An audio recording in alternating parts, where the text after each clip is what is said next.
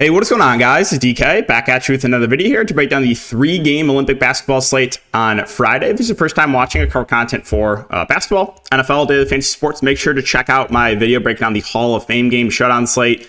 Super excited for the NFL to be back. And yeah, if you guys are looking for more content, you can always check out my Patreon, linked in the description. Again, we're covering Olympic basketball, covering NFL preseason, and doing props for it as well. The sponsor of today's video, that's going to be Parlay Play. Guys, make sure to check out Parlay Play. They do have NFL preseason props. They have Olympic props as well. So how it works is, again, you're building out slips of player props that offer alternate lines as well. So highly would recommend it. They do offer a lot of discounts as well. So click the link in the description below for a $100 deposit match bonus, or you can use the code DKDFS for first-time users. If you do click that link or use the code, it really does help support the channel. So greatly appreciate that. All right, and then recapping last slate. So disgusting slate for me. Donation day, sadly. Played Alvarado, and I'm sure you guys saw how that went. So yeah, let's talk about this 3-game slate. So we'll start off with Greece and Australia. Okay, so for Greece, Nick Calathes did get a little bit banged up last game, but already got confirmation this morning that he is in. So they once again should go with the starting lineup of Giannis, Papa Nicolau, Calathes, Papa Giannis, and Thomas Walkup. And I think Giannis is probably your safest spend up on the board. They're clear number one option, playing mid-30s minutes, and yeah, stuff in the stat sheet. So Giannis looks great. I expect him to be popular, and he should be. Now, Papa Nicolau has been playing big minutes, 30 and 35 minutes. However, I just don't love the 7.6K price point for him. I think he's a little overpriced. I do like the price of Nick Calathes. Played 33 minutes last time out. Again, 23 minutes game one, but he did foul out in that time. So I think you should expect 30-plus minutes from Nick Calathes. He's going to have the ball in his hands a ton, has a pretty high floor because of that. So I think Calathes is a pretty good play there in the mid-range.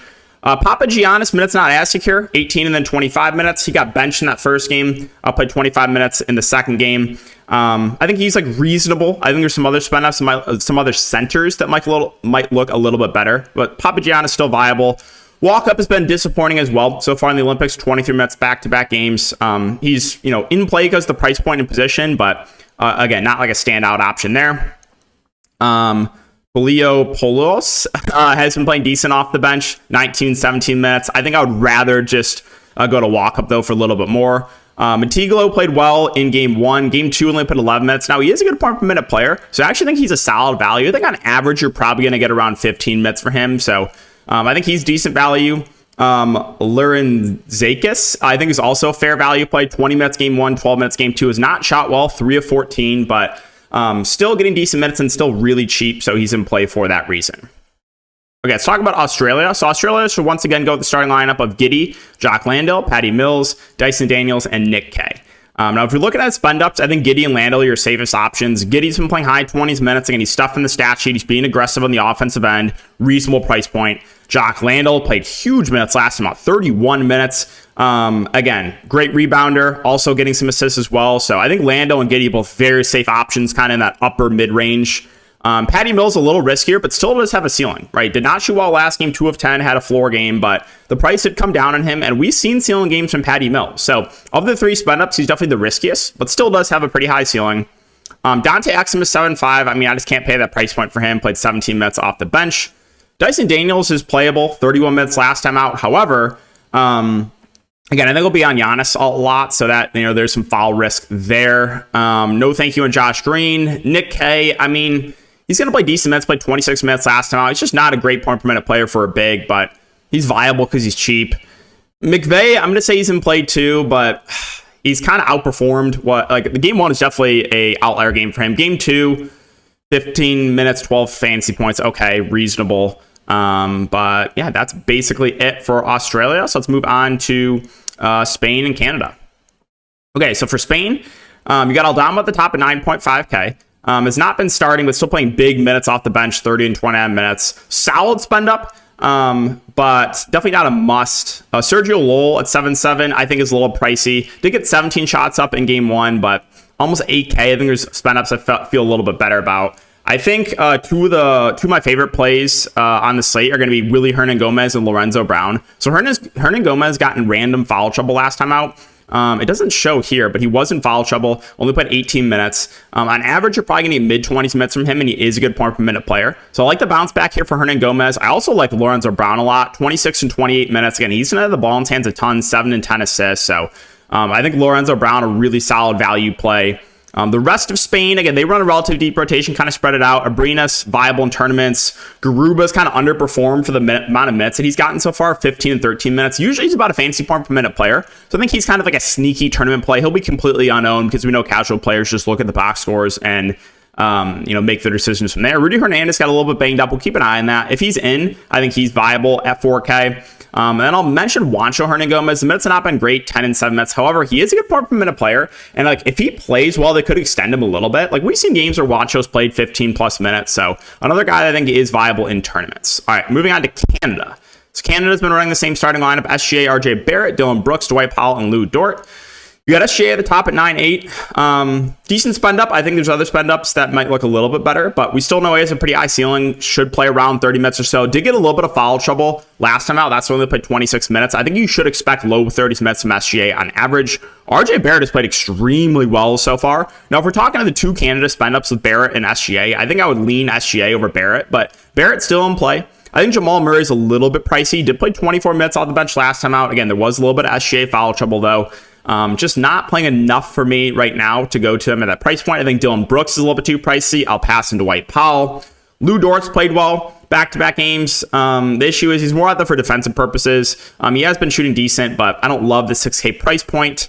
Nemhard, no thank you. Olynyk barely played last time out, so that's a little worrisome. I'm not saying that you can't get like 15 minutes again from Kelly Olynyk, but definitely make some risk here. And then that's basically it for Canada. So let's finish up here with Germany and France. So Germany, we know the offense is running through Franz and Schroeder, right? They should once again start Franz, Schroeder, Theis, Woutman, and Andreas Obst. Franz and Schroeder, I think you're going to get about 30 minutes from them on average. 31 minutes last time out for Franz. Dennis Schroeder played 32 minutes. Of the two Germany spend-ups, I think I once again slightly prefer Schroeder, but they look pretty similar. Both solid plays. Daniel Theis is 7K. The thing about Theis is he's going to be productive when he's out there. It's just that Germany does run 4 big, so the minutes upside isn't really there for Theis, but still think he's a viable center play. I think I would prefer Hernangomez at a similar price point, but Theis still in play. Mo Wagner, again, it's just a minutes thing right now. He's going to be super productive, so I do think he's playable because like we've seen Mo Wagner go for like 25, 30 fantasy points in like 18 minutes before. So he's viable in tournaments, but again, you don't really have a minutes ceiling for him either. Woutman, I think I would just rather go to Theis at a similar price point. Andreas Obst had a much better game. We mentioned how I thought no one would play him. It was an interesting tournament play because of that last game, and he came back out and had a really solid game. 26 minutes, 20 fantasy points. It just comes down to, can he make his shots? If he's making his shots, this guy can go for 20 plus fantasy points. If he's not making his shots, well, he can literally go for 0 because he's basically just out there for shooting. Isaac Bonga, 5'6". So another one where he's kind of outperformed what he's been doing on average in the Olympics so far. 4 of 6 and 6 of 8 shooting, 2 of 3 from 3, 3 of 4 from 3. So he's shooting what? 5 of 7 from 3-point land. I don't know if that's sustainable. I think he's going to play high teens minutes on average. So this is one I'm a little bit more okay fading. I think he'll be over-owned by the more casual players. So I'm okay in the Bonga fade. If he continues to shoot 75% from 3, then so be it. But that one feels a little chasey to me. The minutes on MLO have really not been there. Thielman's minutes dropped a bit last time out. Only put 11 minutes. That's a little concerning. Dropped a donut, actually. It was a little bit surprising. And then finally, France. So this France rotation is just a headache. They're playing so many guys. But one guy that's getting consistent minutes is Wembanyama. I think he's right there with Giannis, right? Should play 30-plus minutes. Has a very high floor. So Giannis and Wembanyama, I think, are your two safest spend-ups on this slate. Gobert at 8-2, I think is viable. You know, the minutes not as secure for Gobert, but did play 27 minutes last time out. Now, here's the thing. Germany's a big team, right? They have like 2 traditional bigs out there at all times with Theis, Woutman, Thielman, and Mo Wagner, right? So I do think the minutes should be there for Gobert. Price has dropped. I think he's a solid center play. I think you should get mid to high 20s minutes from him in this game. But the rest of this rotation is just like, man, I don't know. Like Evan Fournier, right? Barely played game 1. And then game 2, 18 shots, played 30 minutes. He didn't even shoot well. I mean, if you told me that Evan Fournier is going to play 30 minutes again, I would say he's one of the best plays in the slate. But I can't confidently say what the minutes are going to be like. Even in the qualifiers that weren't great, it's like The French team is really riding the hot hand. They're playing like almost everyone on the roster, and whoever's playing the best, they're just going to extend them, right?